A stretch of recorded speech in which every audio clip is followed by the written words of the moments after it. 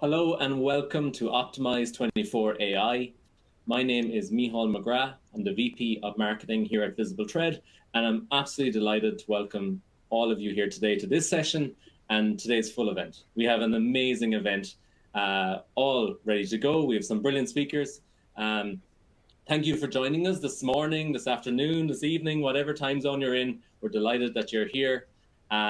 We have an attendee chat on screen. It's great for networking. If you want to let us know where you're coming from, I'm from Cork in Ireland. We have Fergal from Dublin, and we have Steve here in the US. So we have a huge remit of people here today.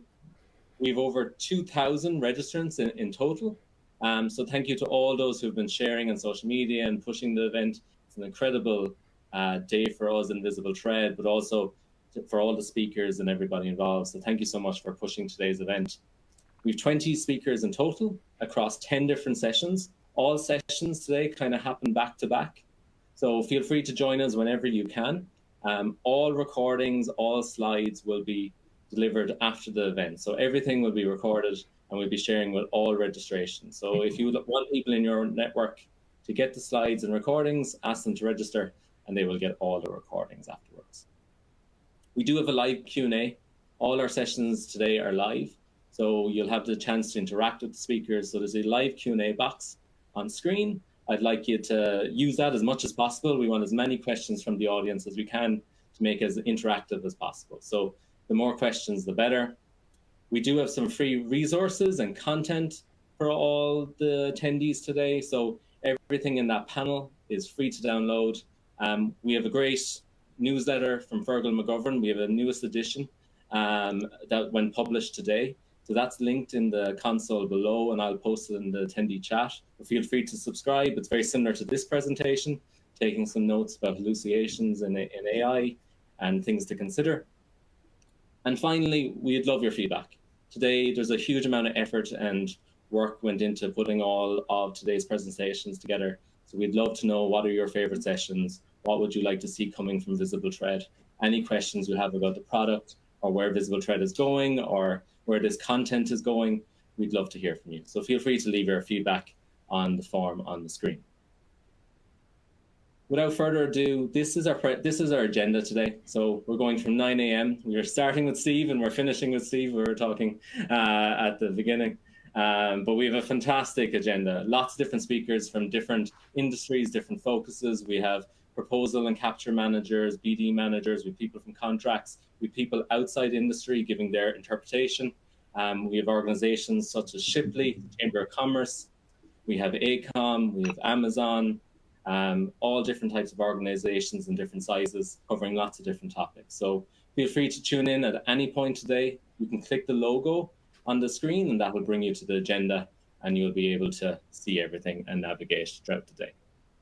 Now, without further ado, I'm going to introduce Fergal McGovern and Steve Skeldon for this presentation on demystifying AI. So Fergal, I pass it over to you. Great, thanks Micheál, and Steve, great to catch up again with you. I know we did a joint presentation about a month ago or so and it was fun, and hopefully we'll have more fun today. Good stuff. So what we're going to cover out in this session is a number of things. We're going to start up with a little bit of kind of Q&A. We'd like to get your view of a couple of questions. We'll get into generative AI and the principles around how it works. That's important because when you think about Gen AI, it's important to understand the underpinnings. Considerations as you look at Gen AI as to how you think about it in the enterprise setting. We'll look at choosing the tasks that you need to apply Gen AI to. That's section 3. And Steve will give us a kind of a deep dive on his work in Gen AI over the last 6, 9, 12 months and how he and Chickasaw Nation Industries have been looking to leverage this as well. So hopefully there's a good mix of kind of value here. And then if we have time at the end, we'll maybe address some questions and Steve and I will riff and see where we take it. Brilliant. Steve, anything on your side of interest? No, I'm excited to do this again. It's good. We've even in the last few weeks have been some updates on our side for the tool that we're going to show, and I'm excited. Brilliant, excellent. So it's going to be hot off the press stuff. That's super duper. So let's start by a whole. What we want to do, the reason for these questions is really just to get a sense of the audience, and that will help Steve and I characterize, how we respond and how we kind of articulate our message. So the first question is, are you currently using any AI technology to support your role? So to be clear, this is in the context of your business activities as opposed to necessarily, doing give me a recipe for a nice cake. So not that kind of stuff, but, are you using ChatGPT? Are you using Gemini?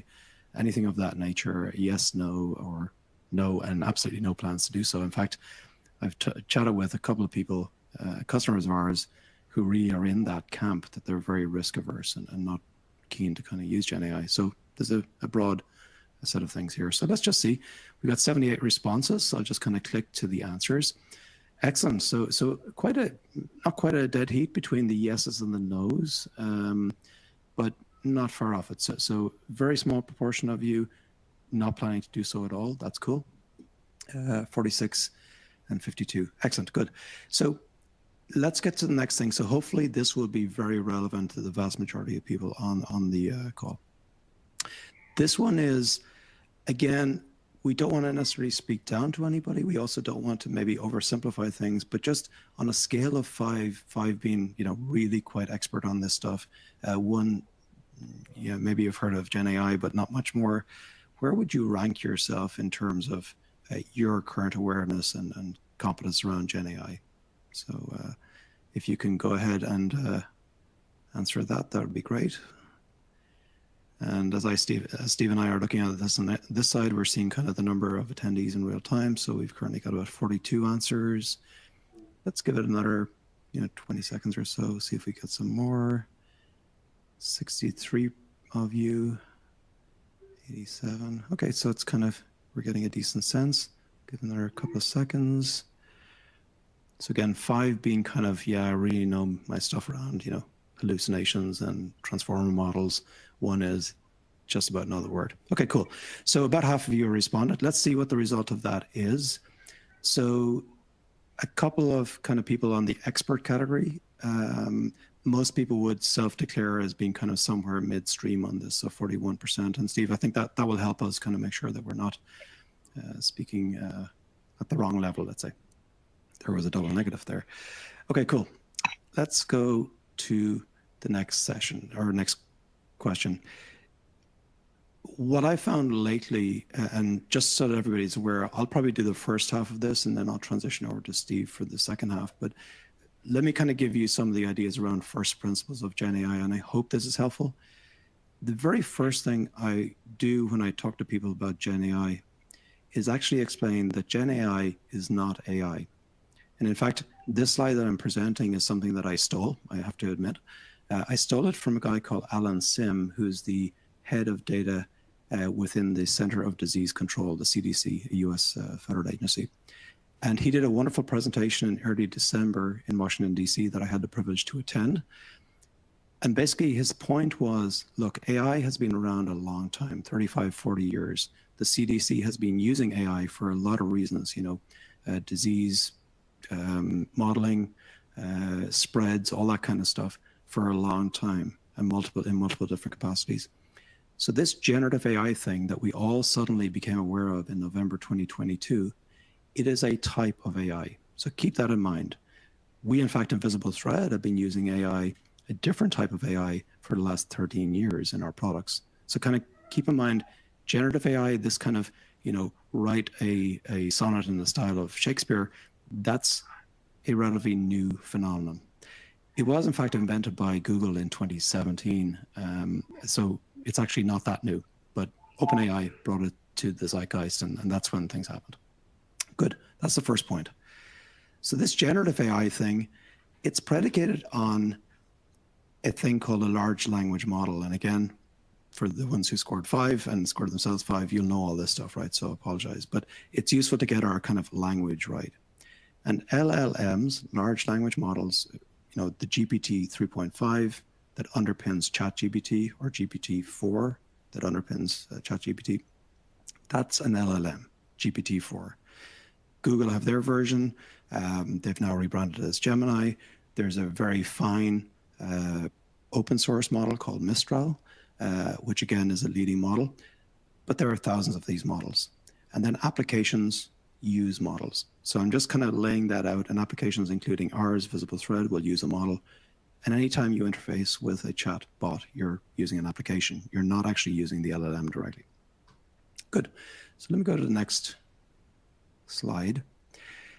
How actually does the LLM work? Well, for this, I'm kind of, again, stealing somebody better able and more intelligent than myself to actually use their words. The quote on the right, so Gary Marcus is a very well-known, dare I say it, luminary in the AI space. He cites or kind of suggests LLMs are basically generating responses. That's the generative bit in the generative AI. They're generating responses by using a model to sample words. And it's all based on probabilities. And the language behind that is based on tokens. And in a very simplistic way, a token, think about it as a word. So I'm going to give you a little kind of fun test, if I will, or if I may, which I've been using recently. And I'm going to ask you a question. My question is this. When I say Jack and Jill, what do you think comes next? And I'd love to kind of get the audience reaction on this. So do you think Jack and Jill ran up the hill? Do you think Jack and Jill went up the hill? A charitable foundation for kids in need, or you've never heard of Jack and Jill? That last answer, by the way, I was speaking to somebody in Brazil last week, and they had no reference model for Jack and Jill. I also spoke to a couple of German people 2 weeks ago. They had no reference model. So we've got 79 responses. This is going to be interesting. I've never done this in real time. I've just done it kind of verbally polling people. So let's see what you guys say. So it's not quite a dead heat, but most people are on the went up the hill side. Many of you are on the ran up the hill side. I'm actually in the ran up the hill. That's how I learned it when I was actually growing up. 0.9, that's great, or a charitable foundation. And some of you have no awareness of this. Why am I asking you this rather trite question? Because don't take it literally, but if you can think about an LLM as being equivalent to your brain, and the training in the model is equivalent to your awareness that you learn as a kid growing up, that's why I'm asking the question. So those who said ran up the hill or went up the hill or is a charitable foundation, that's your kind of model. That's your reference model based on your experience in life. So it's kind of important to think about LLMs. There is no right or wrong answer. The model contains the answer, and it's a predictive mechanism. So it's spitting out words at you that will be based on its model. Good. I hope that made sense. I hope you're beginning to get the sense of LLMs and AI and what they do. Let me go to the next point here. The key takeaways here are that the answers are variable. The truth depends on the model, and they're basically generated on predictions or probability. That's how AI generally works, and that's specifically how generative AI works. It's based on models. Good. So now I'm going to talk a little bit about hallucinations, and this is really, really, really important. And the reason it's really important is that it helps you understand where to apply generative AI, in what context, and equally where not to. So here, I'm going to clarify a few bits and pieces. I hope I'm not getting too geeky on this, so forgive me on this, but I have to kind of bore you with some of this stuff. LLMs are what's referred to as non-deterministic in computer science. What that basically means is that when you ask it a question, because of its model and its predictive nature, you may or may not get the same result every time.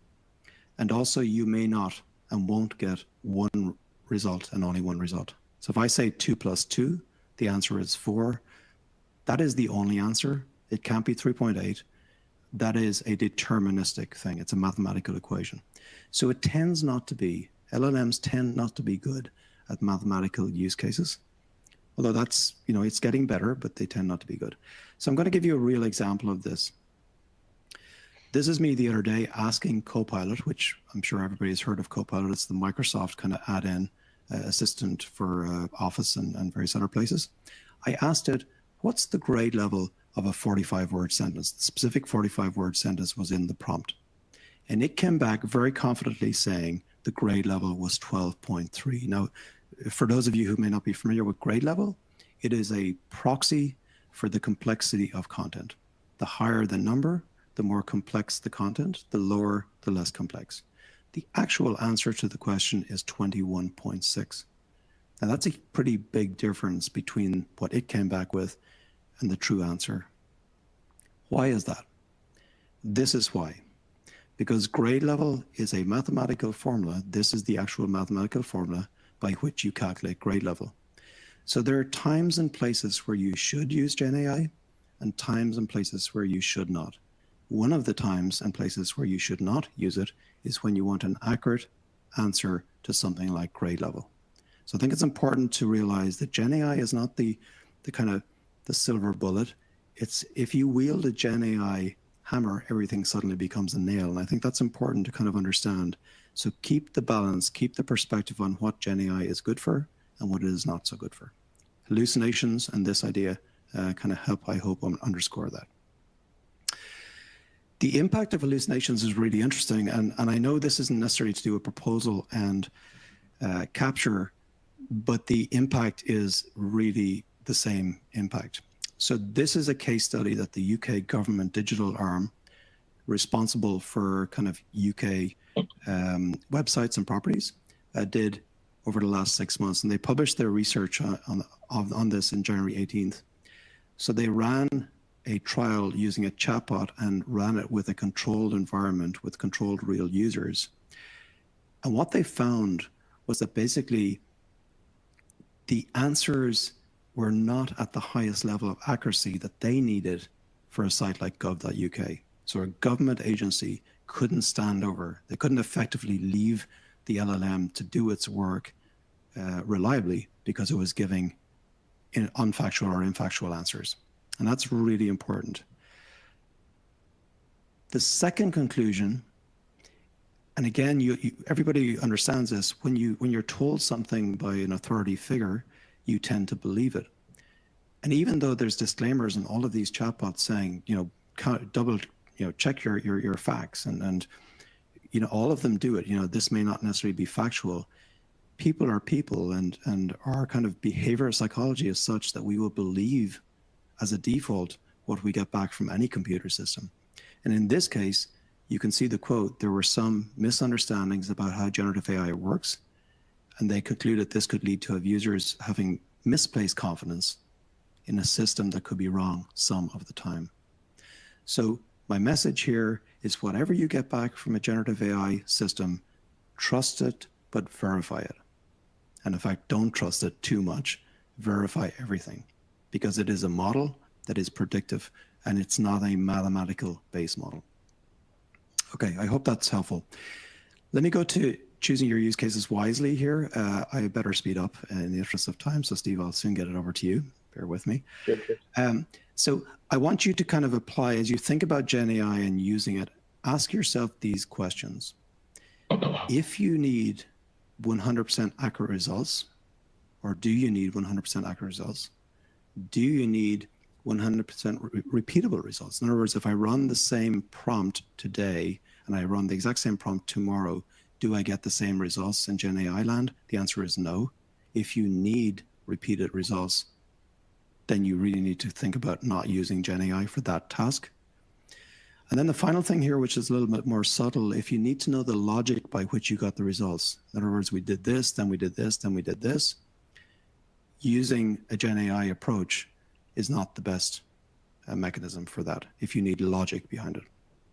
Okay, so I don't mean to be all doom and gloom, but I'll keep going with the wrong tasks and then we'll get to the right tasks to apply it.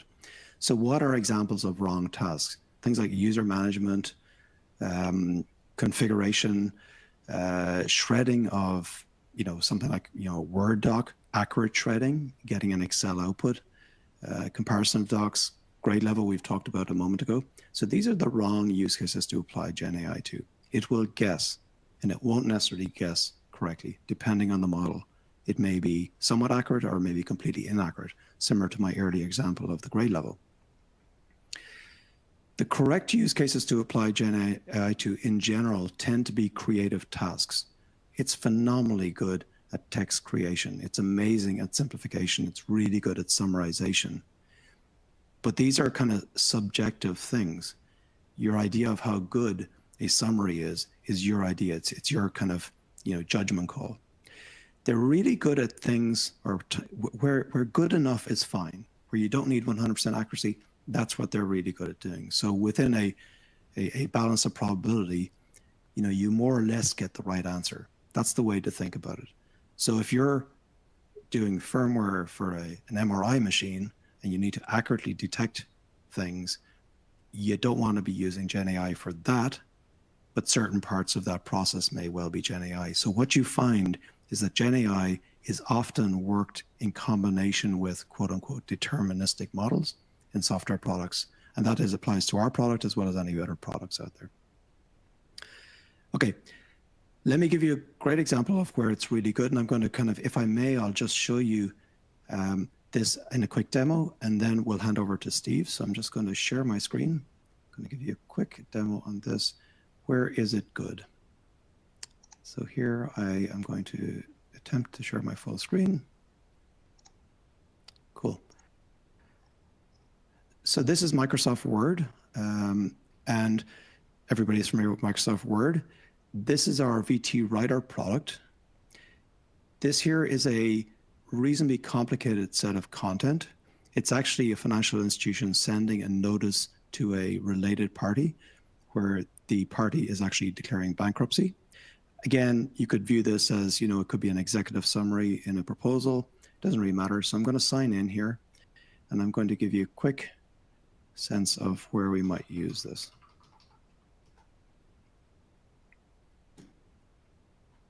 Okay, so I've signed in. So what you're seeing on the right is basically an assessment of the content on the left. We can see that there's kind of traffic light systems going on here. So we're assessing the grade level of each paragraph on the left. This is a really good way to get a more accessible, clearer, single tone of voice output on the left. So these are objective metrics. And again, as I say, none of what you're seeing on the right so far is GenAI, nor should it be, because we want to accurately identify long sentences, accurately identify passive voice, all that kind of good stuff. What's interesting here, though, is that it says 21.1. Here's the GenAI bit kicking in. It knows the job it's trying to do. So we've basically scored the content, making sure that the most complex content is flagged. So I'm going to click Simplify here. Now I'm handing over to generative AI. Now I'm asking it to simplify the first paragraph here. And while it's doing that, I'll just read it out. The first paragraph read, a review of your account reflects that you're currently in a situation of bankruptcy and that we've recorded the interest of your trustee in bankruptcy in your property, which now requires us to have your trustee's authorization to proceed with your settlement option. It's a crazy statement. It's 45 words. It's way complex. And that kind of stuff can appear in proposals. It can appear all over the place. Here's the options that we get back. So we know the job we're trying to do here. We're very clear. We get 3 different options, and we could, if we needed, get more. In this case, I'm just going to swap in the first option. That's a way better way of articulating that. This is the great advantage of GenAI. It's really strong at actually doing simplification tasks. We can also generate fresh copies of stuff, but in the interest of time, I'm just going to pause and I'll stop sharing, and then we'll come back to the deck. And I think I may hand over to Steve. Bear with me here a second. Great. So Steve, over to you, and I'll continue moving the slides on, and you can kind of speak to them. Great. So Fergal, that was fantastic. And a lot of what you said would have been useful in my early days of understanding generative AI, because it would have helped me move through these use case definitions a lot faster. So when we all heard about generative AI, one of the first things that we thought is this is going to fix everything. Obviously, it doesn't. Right? Understanding how it works, the probability model that Fergal just talked about, and why hallucinations happen, and the fact that it's non-definitive and it can't really be used for math, that limits a lot of the potential applications that you may come up with, especially from a financial sense. As Fergal said, it's getting better, but it's not quite there yet. So it's important. Knowing the why, the how it works is, I think, an underpinning to really developing the best way to go about it. You next. So when ChatGPT really kind of got big, everybody was playing with it, and then it was different departments were doing different things with it. HR was developing job descriptions. We were doing proposal content. I don't know what finance was doing, but they must have been doing something because we suddenly got an email from our CEO saying, don't use it, don't put proprietary information in it, because we were using the open model, which goes out and it doesn't so much train the LLM, but it does go into the database for researchers to use. So it goes out into kind of an unsecured area. So my leadership and I sat down and we figured out what a wish list of what we wanted AI. And some of those things included, and I can't recall, are those on the next slide? Yeah. Some of those things from a short-term perspective were document synopsis, putting in an opportunity or a PWS or a statement of work and getting a quick 3-paragraph summary of what that work is, and then baseline content generation, which is something that Fergal just demonstrated. The document synopsis especially was something that popped to mind because we answer a lot of RFIs and as a small business. And one thing that I could use a lot of help with in speeding up that process is using contracts that I know are good, but we don't have a generated past performance for. So I can sit down and try and generate, 3 to 4 sentences summarizing the whole thing, or I can feed it into a model and let it spit it out. And we weren't able to do that with the open model, because not everything that we have, while it's not necessarily our proprietary, it's not public. So we were hesitant to do that. And then the baseline content generation, that's something that I've been able to do lately with the new model that we've got, that I'll demonstrate in a moment, which is taking resumes and generating summaries, things like that. So what we wanted to do in the long term, though, is generate tailored content, feed the large language model all of our proposal content, all of our goodness, and have it spit it out in, a C&I voice. And that's from a proposal perspective. From a larger BD perspective, what I was really excited about was being able to take an opportunity and run it against our entire corpus of past performance and say which of our past performances best fit here. And similarly, to take that same opportunity and run a competitive analysis by taking that opportunity and running it against a set of market data to determine what, sorry for anyone from GDIT, but you're the example right now, what GDIT would do on this opportunity versus what we would do and how to best ghost them based on publicly available information. So kind of supercharging our competitive analysis and black hat processes. And then the end goal, for me anyways, would be to take all of our past performance and run it against all of the open opportunities on SAM or whatever other database and be able to generate a top 10 list of best fit opportunities based on our strengths and our past performance and our ability to handle it, and hopefully take a little bit of the manual nature out of combing GovWin and whatnot. And so that the 4 on the right are not there yet. The 2 on the left are. So we are able to do the document synopsis and the baseline content generation. Can you go next? Thank you. So through this process, we evaluated the market. We sat through a lot of demos, and what we saw was mostly frameworks sitting on top of an existing LLM. It was calling out to ChatGPT, or it was calling out to Gemini or whatnot. And it added some additional functionality, but the basics were they reminded me of the early days of cell phone applications, where it was everyone wanted an app, so they would download. You'd see, Walmart has an app, and you would download it, and you would open it, and it was just a web frame that just displayed their website inside of an icon on your home screen, versus an actual full functioning application with its own set of functionality. And I think we're going to get there, but the most of what the demos that I've seen to this point are that wrapper on top of another LLM. A lot of them had a pretty steep learning curve. A lot of them were difficult to assess because you couldn't really do a trial because of the implementation costs. So it just rapidly became a bridge too far to accurately understand what the marketplace could do for us without paying for it. So our internal IT team took the initiative and generated an in-house tool. They initially generated a web version, and they most recently, in the last few months here, have rolled out a desktop version. And what that does, they have a license with the GPT AI, so it still goes out to the AI, but it doesn't.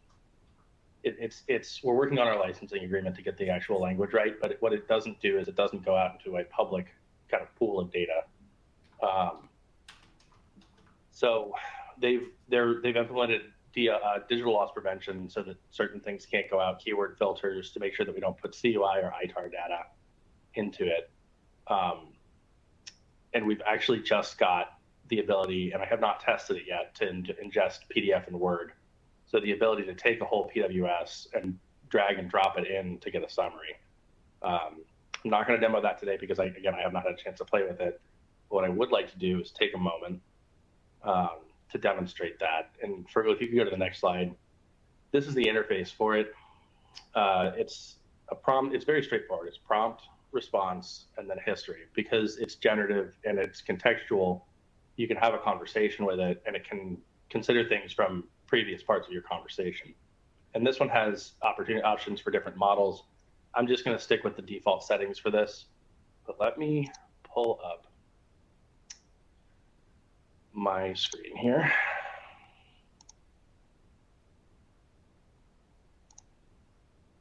All right.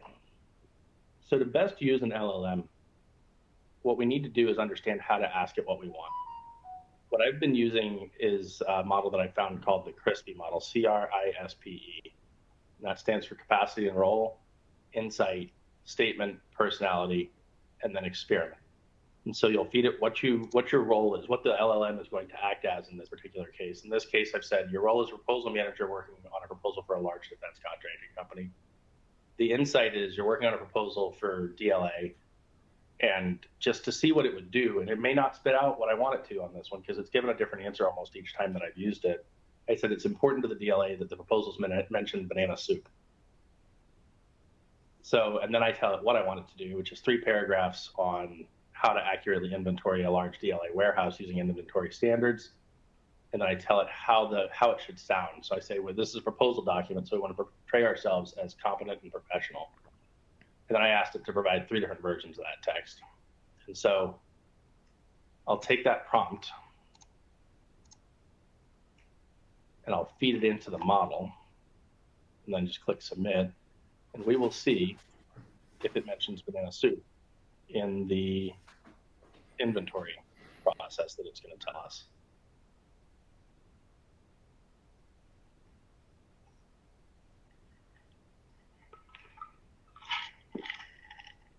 So as you can see, give us 1, 2, 3 different, roughly 3 paragraph options. Unfortunately, I don't see banana soup in any of these. So this is where the contextual portion comes in. You didn't mention banana soup. And so now it'll take those and probably add on a sentence saying, you know, using banana soup, we will inventory the warehouse. What this to me demonstrates, and what it should demonstrate to everybody, yeah, there it is, capturing unique information such as banana soup inventory. What this tells me is that you can't take this straight away and plug it into your proposal and say, good, well, we're all done. What I'll then do is I'll take this and I will put it into my document and edit it to make sure that it's really the best that I can do. And the beauty of that is that it overcomes the tyranny of the blank page. And that's a shout out to an old boss of mine, Jeff Leitner, who introduced me to that phrase. But the tyranny of the blank page, to me, is a big stopping point. And I'm sure that it is for others as well. But getting something down on paper is really helpful. Yesterday, I was working on a proposal, and I had 7 resumes, and 6 of them had a summary, and the 7th didn't. And I said, I don't know this person. It's a fairly long resume. So I copied the whole resume in, and I ran it through that prompt generator. I said, I need a summary for a resume for a proposal, and it gave me 2 paragraphs. And they weren't perfect, but I got them pretty quickly into a summary that was workable. I did the same thing for the introduction to the proposal. I didn't know the customer very well. This was kind of handed to us from a recent acquisition. And so I said, I fed it the vision statement from the customer's website. I said, can you quickly generate through 2 paragraphs of a customer-focused introduction? And it did quite nicely. It gave me a really good starting point to have that conversation.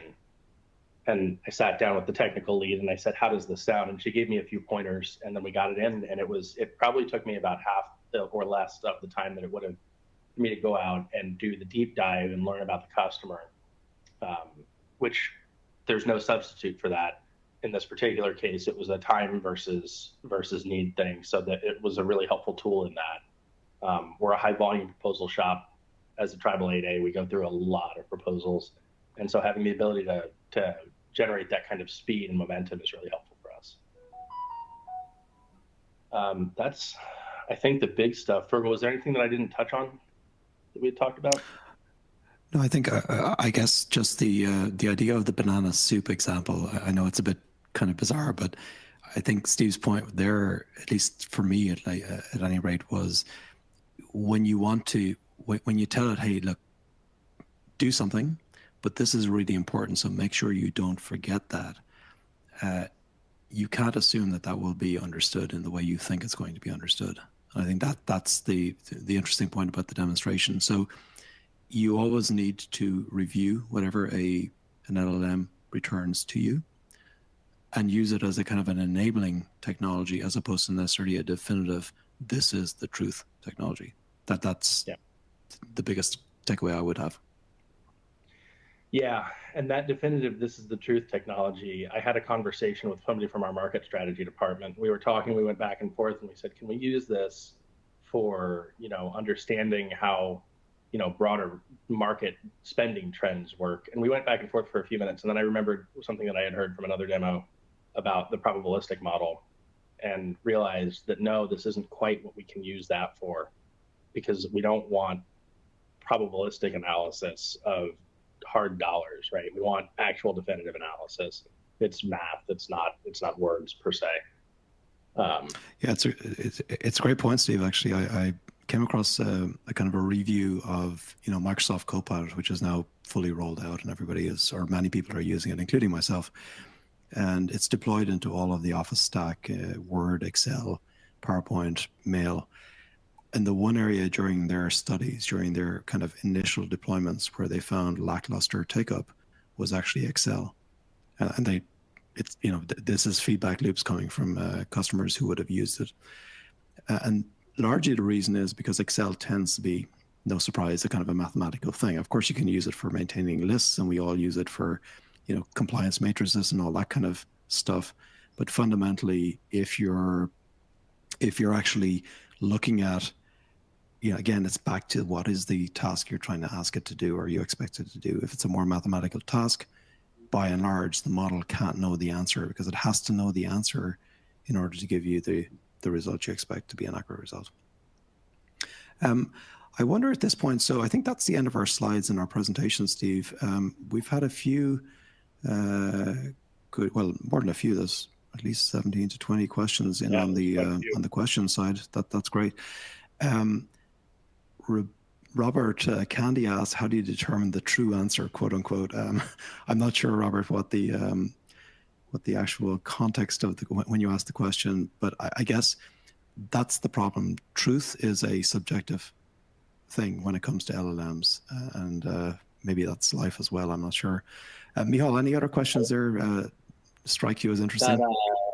That question was in referred to your Jack and Jill example. So your Jack, how did it, why did it pick that answer? What was your that's the point of it. Thanks for that context. So the actual, my analogy, and I'm not sure if it's working very well. You be the judge of it. Maybe we should do a poll. Did my example work very well? But that's a different thing. But it seems to make some sense, at least to me, and maybe I'm peculiar. But the point about the question was largely, truth is very subjective, and it is down to our respective training as human beings. I know that I'm mixing words like training. It's kind of nature nurture stuff. Our nurture piece of our kind of growing experience taught us to say, ran up the hill, went up a hill, or some more recent knowledge around charitable foundations, or indeed, if I'm in a non-English speaking culture, probably you never heard of the nursery rhyme. And your nursery rhyme could be something completely different, or your reference model could be something completely different. So I suppose the point I'm trying to make is basically the model dictates what is truth and what is not truth.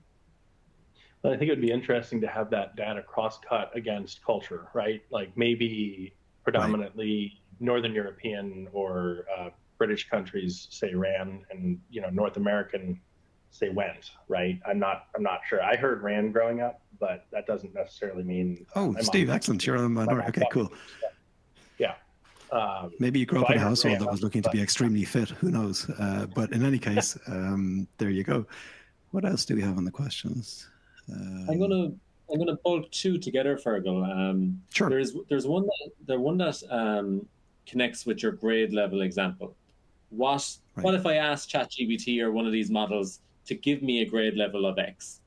And there's a very similar question where it says, what if I ask one of these models to not give hallucinations or only give me factual information?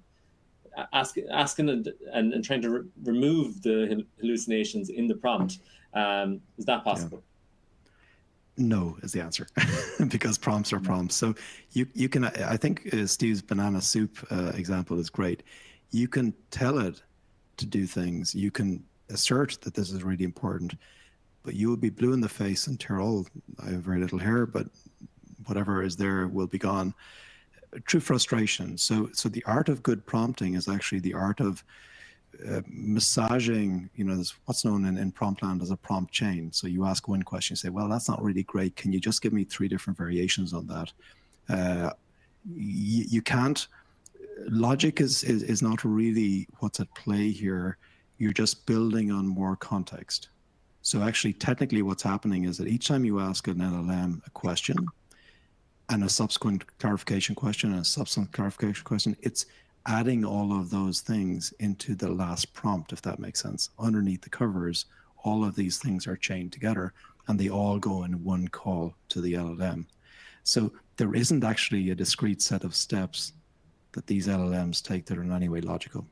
Again, I'm getting a little geeky here, but I hope it makes sense.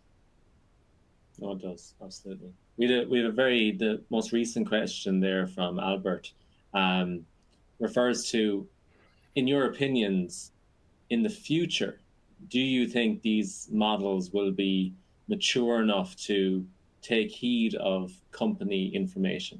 So the likes of all the background information that Steve, in your career, will it be able to kind of access that in a more intelligent way? What's your opinions on that? I might just take that if I may. And Steve, I'd love to hear your view on this as well, because I suspect you're at the same stuff. I think everybody on this call is asking for the same answer, and that answer is yes.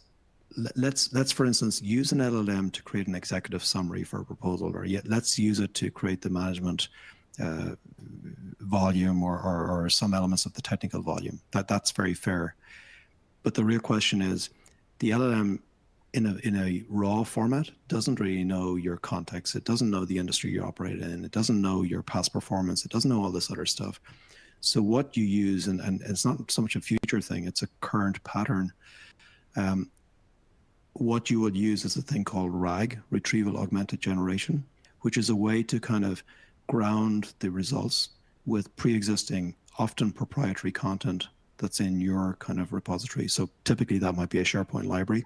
That's exactly the direction we're going at Visible Thread, is the idea of actually grounding, using the LLM for what it's good at, and equally not using it for what it's bad at.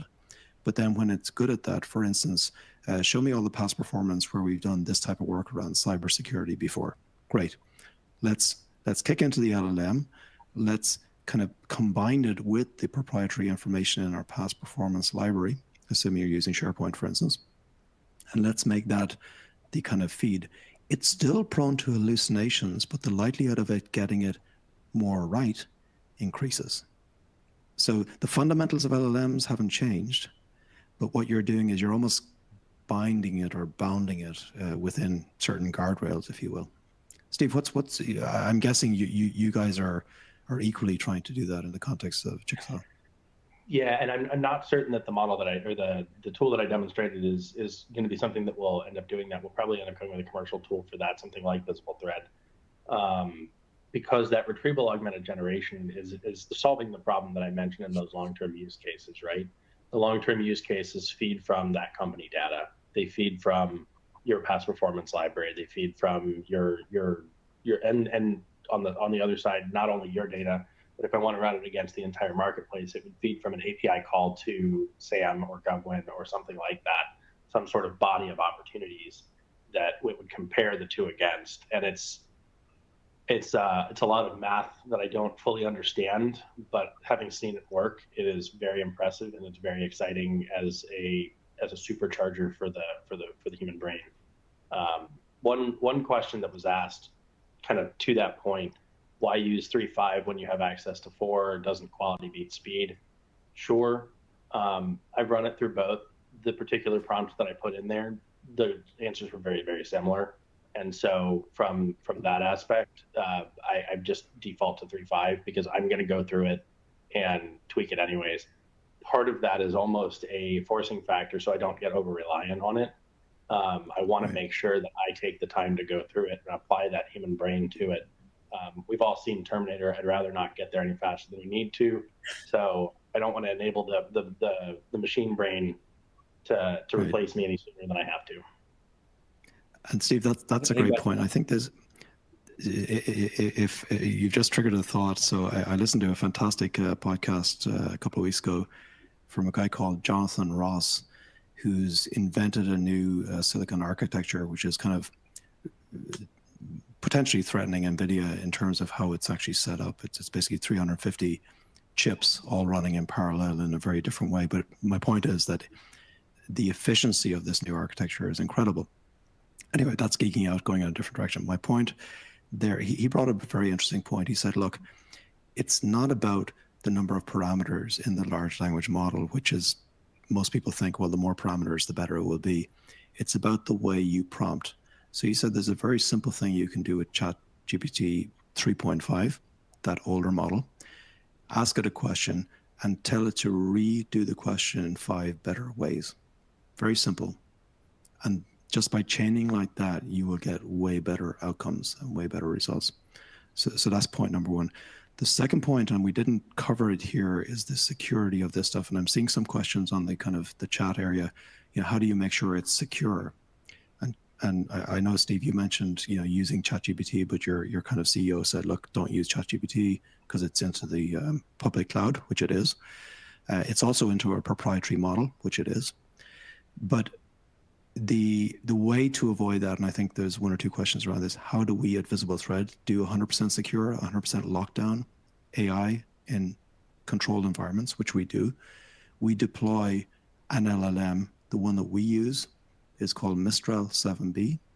It's the tippity top of the best permissively licensed LLMs. By that I mean an LLM that you can deploy, and all of you can deploy this. Your IT colleagues can deploy this. And I suspect, Steve, if you do go down the road of wanting to analyze proprietary information separately and kind of build it out yourselves, you will end up deploying that type of large language model on premise and completely isolated. Nothing goes external outside of your firewall. For regulated industries, that's the only way to go. You can't have this stuff going outside of your firewall. I love it. That's a great answer. And Steve, I think that's the third time you've mentioned Terminator on a Visible Thread webinar. So I think that's a good kind of record to keep up. I always tell my wife to be nice to Alexa so that they'll be nice to us when they take over. So yeah, very good. I think you're having bad dreams these nights, Steve.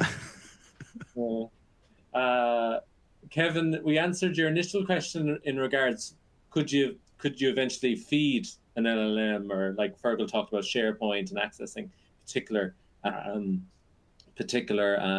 set of data points.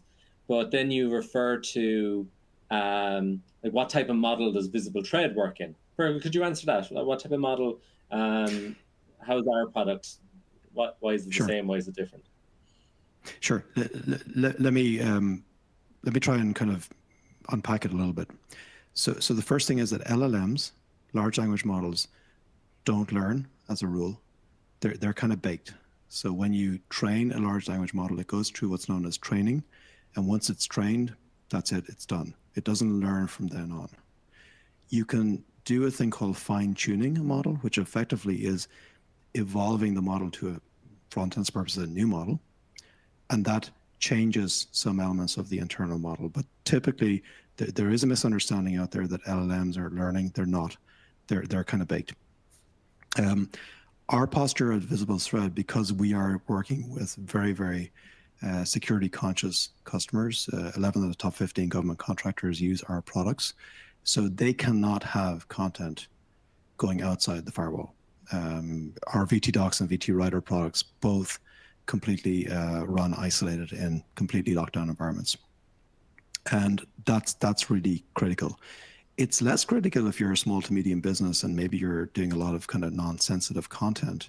You may be able to use ChatGPT in that context. I wouldn't dissuade you from doing that, but just keep an eye on what is it you're putting into the cloud. If you're in healthcare, for instance, and you're dealing with PII data, personally identifying information, that's important to not put that into the cloud. Okay, what's our kind of general mix in terms of our products? So VT-Docs, VT-Writer. Docs is our review product. Writer is our creative, Grammarly-esque product that runs 100% secure, which Grammarly doesn't. You can't deploy Grammarly behind the firewall. We are shipping the LLM I mentioned a moment ago called Mistral 7B. And as that gets upgraded, that will also get upgraded. Equally, we are allowing and catering for the fact, and this is what's happening right now in medium to large organizations, internal LLMs are being deployed and built by your IT teams to do internal jobs.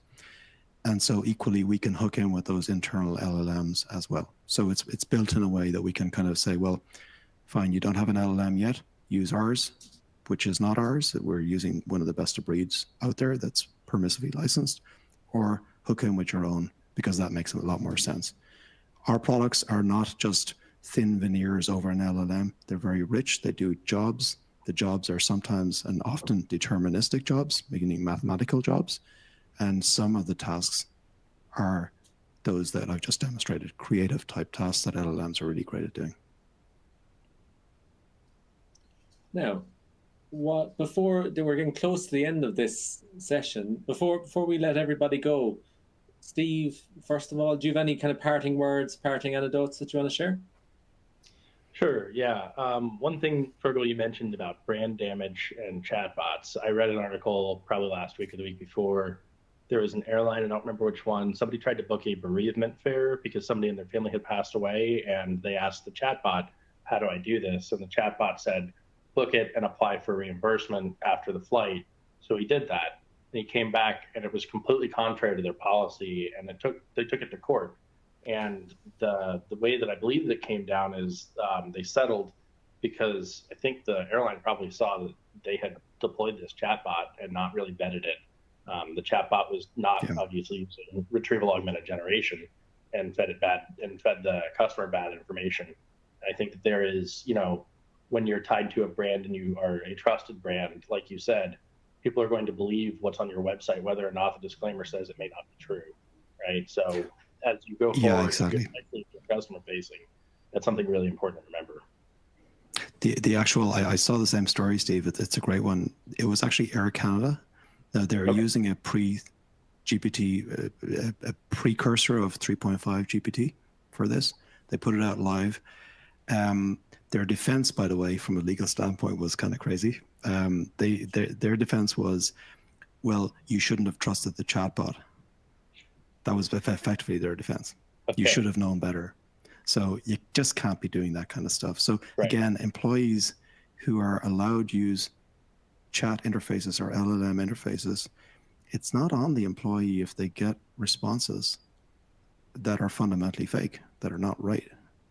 You really have to be careful with this stuff. And there's a thing called guardrails. That's just why if you go to Google and Gemini right now, there's a lot of hot water, or they got into a lot of hot water over the last number of weeks about generating imagery that was utterly inaccurate around historical figures, because they've got a bias in the model. They're trying to offset biases based on diversity and inclusion. And as a result, they created a photo of George Washington, which was completely inaccurate, and various other historical figures.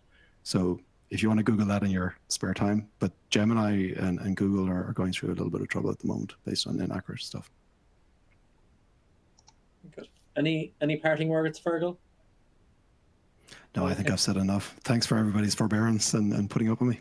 Appreciate it. No, so that was a super session, Steve, Fergal. Thank you both. I'll do a little bit of cleanup and housekeeping. We've had such great interaction on the chat and in the Q&A box. Please keep doing that all day. We'd love to see that interaction. The more questions, the better. We're going to get back out to everybody, even if we didn't get to those questions. If you could give us feedback, there's a form on the right-hand side. You can give us a little bit of feedback about this session. We'd love to have your questions. I was looking at the chat, and I just want to send people in the right directions. Some people don't be worried if you're at the very early stages of AI. Some people are apologizing, going, what is an LLM? That's okay. There's loads of content today that will cover the very basics to really technical stuff. I'd point you at Fergal's newsletter if you're at the very basic end in terms of you want to have something really simple. Fergal does a bi-weekly newsletter. A new version went out today. It's in the resources channel, and I put it in the attendee chat. There's a great discussion there on hallucinations, and Fergal broke it down really, really well. There's a lot of questions about the product and visible thread and our stance. There is a session at 11 o'clock where we're going to show the product. Fergal did a very small demo in this presentation, but he'll be back again at 11 o'clock Eastern time to do a more intensive demo with our VP of Engineering to speak about security and the full breakdown of that. So that's quite detailed. And if you want to hear more from Steve, which I know you do, Steve has put together an amazing panel at the very end of the day at 4:30. He's brought together some of the international board from AP&P. He's a really brilliant panel there at the very end of the day. But we have a superb agenda for you. Now, the last thing I'll do is I'll introduce the next session, which is going to be Noelle Russell. Noelle Russell is not in the proposal industry. She is a MVP of Microsoft in terms of AI. She's spoken at GovAI. She's been on the Boston Globe speaking about AI. She is looking at our industry from an external perspective, from a enterprise perspective. She's a really phenomenal speaker. You don't have to do anything. When we close this session off, you'll be redirected to that session, and that's the way it'll work all day long. You'll move from session to session to session. If you ever need to leave us, you can always come back to the landing page, or the email you received this morning has all the direct links for all the sessions today. So final thank you to Fergal and Steve. Great conversation. We'll hear more from you later on, and enjoy Noelle Russell's presentation. Thank you so much.